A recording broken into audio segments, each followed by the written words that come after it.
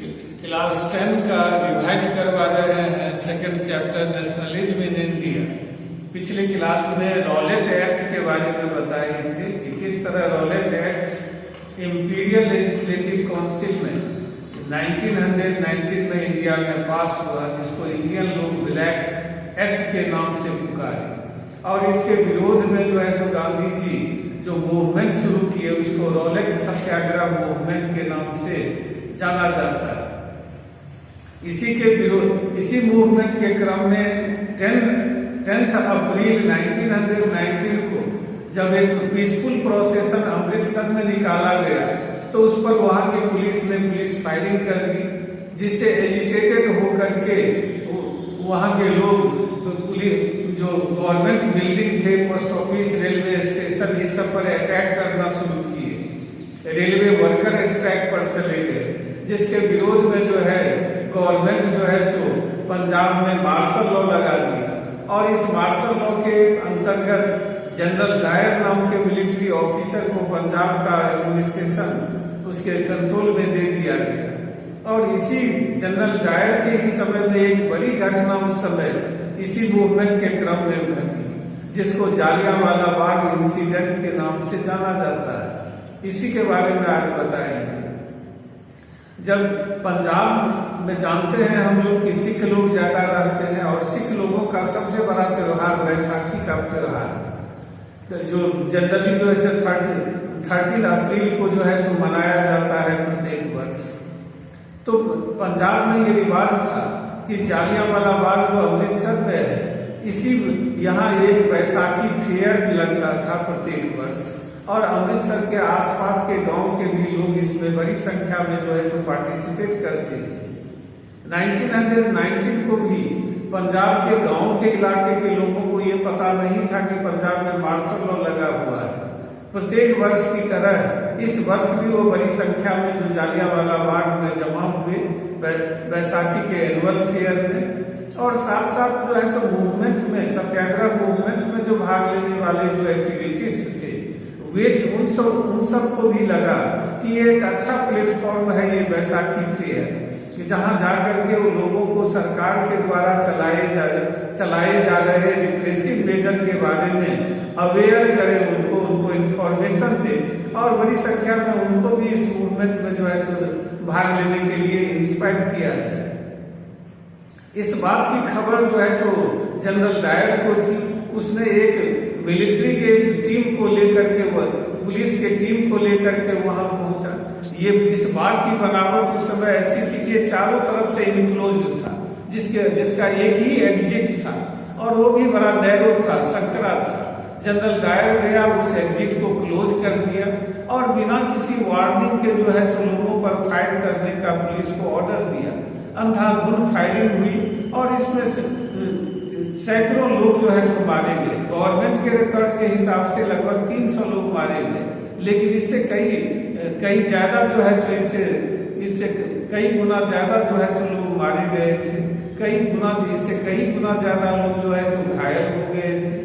इस घटना की जानकारी जब देश में लोगों को लगी तो लोग सन्न रह गए और उसमें जले पर नमक छिड़कने का काम जनरल डायर के इस स्टेटमेंट ने किया, कि उसने कहा कि वह जो सत्याग्रही है उस पर जो है तो एक मोरल इफेक्ट क्रिएट करने के लिए, एक नैतिक प्रभाव बनाने के लिए जो है तो वह यह काम किया है। नैतिक प्रभाव, मोरल इफेक्ट से मतलब उसका था कि उनके मन में एक जो है तो टेरर और यानी फियर का जो है तो फीलिंग क्रिएट करना चाहता था, डर और आतंक का, कि ताकि वे जो है तो इस तरह के मूवमेंट से दूर रहे। इसके विरोध में पूरे नॉर्थ इंडियन सिटी सब में जो लोग सड़कों पर उतर आए, गवर्नमेंट के बिल्डिंग सबसे पर अटैक करना शुरू किया, पुलिस के साथ क्लैश उनका होना शुरू हुआ। जब ये दंगे फसाद बढ़ने लगे तब गांधी जी को लगा कि यह मूवमेंट वायलेंट हो गया है, हिंसक हो गया है, और गांधी जी इसको जो है तो कॉल ऑफ कर दिए इस मूवमेंट को। और इस तरह सत्याग्रह मूवमेंट, रॉलेट सत्याग्रह मूवमेंट का अंत हुआ। अब गांधी जी का अगला उद्देश्य था एक ऐसा मूवमेंट चलाया जाए जिसमें पूरे थ्रू आउट द इंडिया के सभी सेक्शन के, सोसाइटी के सभी सेक्शन के, सभी क्लास के लोग भाग लिए, जिनको मास मूवमेंट कहते थे। रॉलेट सत्याग्रह मूवमेंट नेशनल मूवमेंट था, लेकिन मास मूवमेंट नहीं था, क्योंकि पूरे देश के लोग इसमें भाग नहीं लिए थे। ज्यादातर नॉर्थ इंडिया में ये ज्यादा इफेक्टिव रहा, और नॉर्थ इंडिया में भी शहरों के लोग ज्यादा इसमें भाग लिए, ग्रामीण इलाकों के लोग भाग नहीं लिए। गांधी जी अब चाहते थे कि एक बड़ा मूवमेंट शुरू किया जाए, जिसमें पूरे देश के लोग, शहरी क्षेत्र के लोग और ग्रामीण क्षेत्र के लोग भाग लें। और इसके लिए उनको लगता था कि इसके लिए जरूरी है कि हिंदू और मुस्लिम कम्युनिटी को एक साथ लाया जाए। और इसके लिए गांधी जी को लगा कि खिलाफत का इश्यू ऐसा है कि जिस इश्यू पर जो है सो हिंदू और मुस्लिम जो है सो दोनों एक प्लेटफॉर्म पर आ सकते हैं, यूनाइट हो सकते हैं और मिलजुल करके मूवमेंट चला सकते हैं। ये खिलाफत का मूवमेंट क्या था? तो खिलाफत टर्की के सुल्तान को खलीफा कहा जाता था, और वो सिस्टम जो था जिसके अंतर्गत वो खलीफा अपने आप को कहता था, उसके अंतर्गत पूरे मुस्लिम वर्ल्ड का जो है सो वो रिलीजियस टीचर होता था, धर्मगुरु होता था। तो फर्स्ट वर्ल्ड वॉर में जब उसकी हार हो गई, तब जो है सो एलाइड पावर उसके साथ एक ट्रीटी ऑफ ट्रेजन नाम के एक ट्रीटी की, और जिसमें उसके एम्पायर को टुकड़ों टुकड़ों में बांट दिया गया। उस पर बहुत सारे जो है सो ह्यूमिलिटी जो है सो कंडीशन जो है इम्पोज कर दिए गए, अपमानजनक शर्तें थोप दी गई। इसके कारण दुनिया भर के मुसलमानों को लगा कि उसके खलीफा के साथ बहुत बुरा व्यवहार हुआ है। इंडियन मुस्लिम भी जो है सो वो खलीफा के साथ अपनी इंटीग्रिटी को शो करने के लिए इंडिया में एक मूवमेंट शुरू करना चाहती थी, और इंडियन मुस्लिम लीग यह काम करना चाहती थी। उसको भी लगता था कि इंडिया में इस खिलाफत मूवमेंट को सक्सेसफुल बनाने के लिए इंडियन नेशनल कांग्रेस के कोऑपरेशन की जरूरत है। और गांधी जी भी इसी के इंतजार में थे।